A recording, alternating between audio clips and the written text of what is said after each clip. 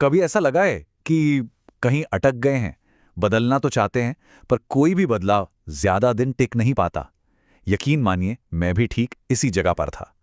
लेकिन फिर एक किताब, और उस किताब से निकली सिर्फ एक छोटी सी आदत ने मेरी पूरी दुनिया ही बदल दी।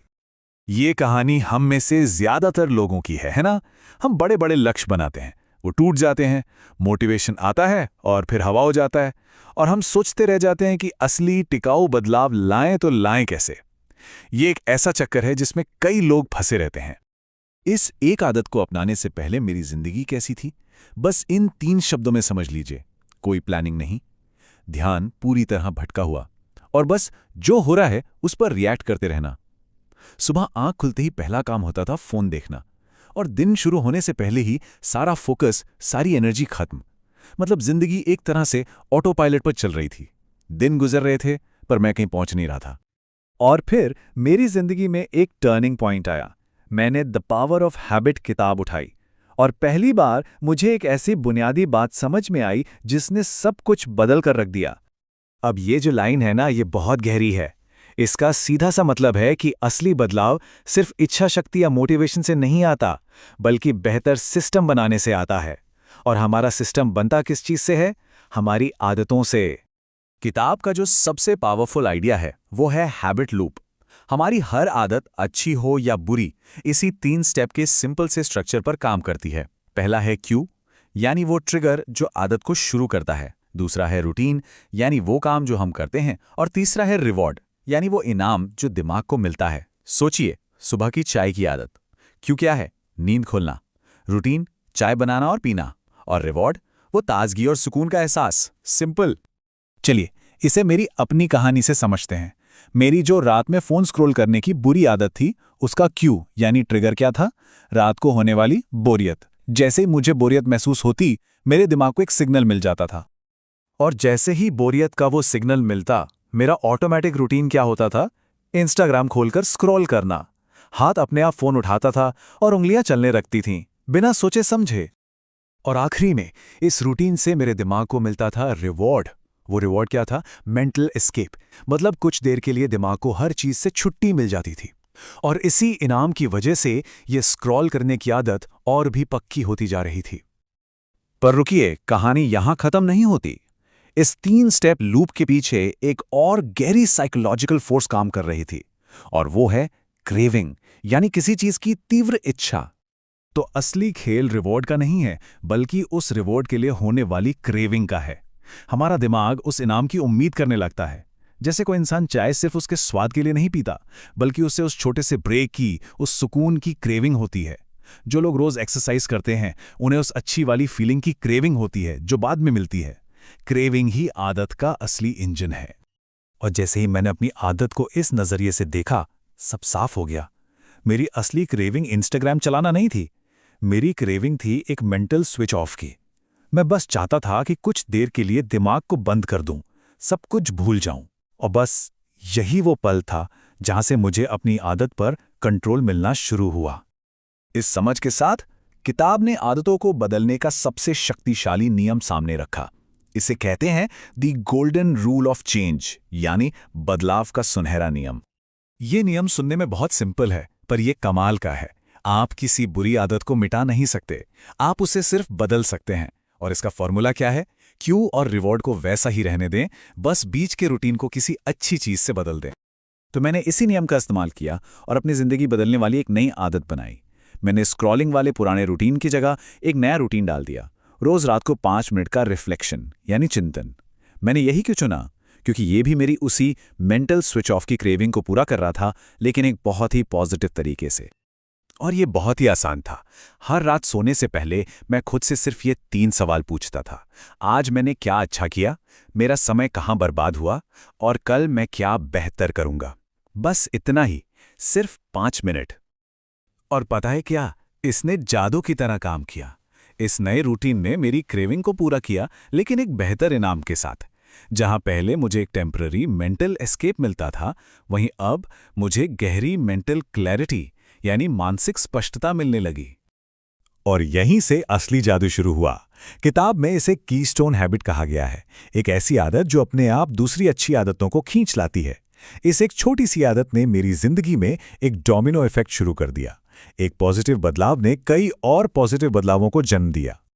पहले ही हफ्ते के अंदर मुझे छोटे छोटे पर असरदार फायदे दिखने लगे। जब मुझे ये पता चलने लगा कि मेरा समय कहाँ बर्बाद हो रहा है, तो अगले दिन मैं उस समय का बेहतर इस्तेमाल करने लगा। मेरे दिन अब रिएक्टिव नहीं बल्कि इंटेंशनल हो गए थे। और क्योंकि मैं हर रात अपने बारे में सोच रहा था, मुझे इमोशनल क्लैरिटी मिली और मेरी नींद भी अच्छी होने लगी। और सबसे कमाल की बात यह है कि इतना बड़ा बदलाव किसी बहुत बड़े मुश्किल कदम से नहीं आया। ये सारा जादू सिर्फ 5 मिनट से शुरू हुआ। एक छोटा सा, लगातार किया जाने वाला और सही तरीके से डिजाइन किया गया काम। तो अब सवाल ये है, वो कौन सी एक आदत हो सकती है जो आपके लिए ऐसा ही एक डोमिनो इफेक्ट शुरू कर सकती है? इसे खोजने के लिए अपनी जिंदगी के उस हिस्से के बारे में सोचिए जहां सबसे ज्यादा बदलाव की जरूरत महसूस होती है। अक्सर हमारी सबसे जरूरी कीस्टोन हैबिट वहीं कहीं छिपी होती है। क्या कभी ऐसा सोचा है कि कोई बस एक छोटी सी आदत सच में सब कुछ बदल सकती है? आज हम इसी कमाल के आइडिया को एक्सप्लोर करने वाले हैं कि कैसे एक मामूली सी शुरुआत किसी की भी जिंदगी में पॉजिटिव बदलावों की एक पूरी लहर ला सकती है। तो चलिए शुरू करते हैं। सोर्स में एक बड़ी कमाल की बात लिखी है, कुछ आदतें मास्टर स्विच की तरह होती हैं। एक को बदलो और बाकी अपने आप बदल जाती हैं। और ये जो आइडिया है ना, ये बहुत पावरफुल है। आज की हमारी पूरी बातचीत इसी के इर्द गिर्द घूमने वाली है। इस आइडिया के पीछे जो थ्योरी है उसे कहते हैं कीस्टोन हैबिट। मतलब ये एक ऐसी कोर हैबिट है जो एक चेन रिएक्शन शुरू कर देती है, जिससे दूसरी अच्छी आदतें भी अपने आप पनपने लगती हैं। इसका ना एक बहुत ही कॉमन एग्जाम्पल है एक्सरसाइज। अक्सर देखा गया है कि जो लोग वर्कआउट करने की आदत बना लेते हैं ना, वो अपने आप ही बेहतर खाने लगते हैं, उनकी नींद की क्वालिटी सुधर जाती है और उनमें डिसिप्लिन भी बढ़ जाता है। तो यहाँ पर एक्सरसाइज एक कीस्टोन हैबिट है। तो चलिए अब एक रियल लाइफ एक्सपेरिमेंट देखते हैं कि कैसे किसी ने इस थ्योरी को असल में टेस्ट किया। और उन्होंने अपनी कीस्टोन हैबिट के लिए क्या चुना? डेली रिफ्लेक्शन, यानी रोज अपने दिन भर के कामों पर सोचना विचारना। और पता है, इस एक आदत को अपनाने के जो रिजल्ट्स आए वो बिल्कुल अनएक्सपेक्टेड थे, हैरान करने वाले। चलिए देखते हैं कि ये पॉजिटिव बदलावों की लहर चली कैसे। तो जो सबसे पहला डोमिनो गिरा, या कह लीजिए पहली लहर जो आई, वो थी कि प्लानिंग ऑटोमेटिक हो गई। हुआ ये कि हर रात अगले दिन की बस 3 प्रायोरिटीज लिखने की आदत बन गई और रिजल्ट अगले सुबह जब होती थी तो दिमाग में पूरी क्लैरिटी और फोकस होता था, कोई कंफ्यूजन नहीं। अच्छा, अब आते हैं दूसरी लहर पे। प्रोक्रेस्टिनेशन यानी टालम टोल करने की आदत, वो कम हो गई। और हम सब जानते हैं ये कितनी बड़ी प्रॉब्लम है ना? लेकिन सवाल ये है कि ये हुआ कैसे? हर रोज बस ये लिखने से कि आज मैंने क्या टाला, एक मजबूत सेल्फ अकाउंटेबिलिटी की फीलिंग पैदा हुई। और यही सेल्फ अकाउंटेबिलिटी असल गेम चेंजर साबित हुई। और फिर आई तीसरी लहर, डिसीजन मेकिंग। वो भी एकदम शार्प हो गई। फैसले लेने की जो काबिलियत थी वो पहले से कहीं बेहतर हो गई। देखिए बदलाव कितना बड़ा था। पहले जहां इंपल्सिव डिसीजंस होते थे, मतलब हर चीज को तुरंत हाँ बोल देना, अब वहीं रिफ्लेक्टिव डिसीजंस होने लगे। मतलब कोई भी कमिटमेंट करने से पहले थोड़ा रुककर सोचा जाने लगा। लेकिन यह एक बहुत इंपॉर्टेंट पॉइंट है, ये सारे बदलाव सिर्फ विल पावर के भरोसे नहीं टिके। नहीं, इनके पीछे एक ज्यादा गहरा प्रोसेस था, सिस्टम्स और आइडेंटिटी बनाने का। यही वो चीजें हैं जो बदलावों को परमानेंट बनाती हैं। देखिए, एक बात समझनी होगी, विल पावर जो है ना वो फाइनाइट है, एक बैटरी की तरह जो इस्तेमाल करने पर खत्म हो जाती है। लेकिन सिस्टम्स हमेशा काम करते हैं, वो हमें एक तरह से ऑटो पायलट मोड में डाल देते हैं। इसका एक बहुत बढ़िया एग्जाम्पल है स्टारबक्स। वहां एम्प्लॉइज को स्ट्रेसफुल सिचुएशंस के लिए पहले से स्क्रिप्ट सिखाई जाती हैं। इससे होता यह है कि वो प्रेशर में भी बिना अपनी विल पावर खर्च किए सही तरीके से रिएक्ट करते हैं। ये डिसिप्लिन नहीं है, ये एक सिस्टम है। ठीक इसी तरह एक पर्सनल सिस्टम बनाया गया। बहुत सिंपल सा नाइट रूटीन था। पहले दिन पर रिफ्लेक्ट करो, फिर अगले दिन की प्लानिंग करो और फिर सो जाओ। अब डिसिप्लिन विल पावर से नहीं बल्कि इस सिस्टम से आ रहा था। और अब आते हैं सबसे गहरे, सबसे प्रोफाउंड चेंज पर। सोर्स में एक लाइन है जो कहती है, आदतें पहचान को आकार देती हैं। ये सिर्फ इस बारे में नहीं है कि कोई क्या करता है, बल्कि इस बारे में है कि वो क्या बन जाता है। तो जब रिफ्लेक्शन की आदत रोजमर्रा की जिंदगी का हिस्सा बनी, तो आइडेंटिटी ही शिफ्ट हो गई। मैं आलसी हूं वाली पुरानी पहचान से मैं सेल्फ अवेयर हूं वाली नई पहचान तक का सफर। और यही सबसे जरूरी बात है। ये जो आइडेंटिटी में शिफ्ट आता है ना, यही बिहेवियर चेंज को परमानेंट बनाता है। जब कोई खुद को एक खास तरह का इंसान मानने लगता है तो उसके एक्शन भी अपने आप वैसे ही हो जाते हैं। और 6 से 12 महीने के अंदर इस एक आदत का लॉन्ग टर्म इम्पैक्ट देखिए।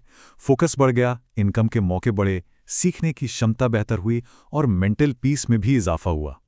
बेसिकली ये डूरी रिफ्लेक्शन एक तरह का लाइफ डैशबोर्ड बन गया। एक ऐसी जगह जहां से जिंदगी के हर जरूरी हिस्से को ट्रैक किया जा सकता था और सुधारा जा सकता था। तो सवाल आता है कि ठीक है, ये सब बढ़िया है, पर कोई अपनी कीस्टोन हैबिट बनाए कैसे?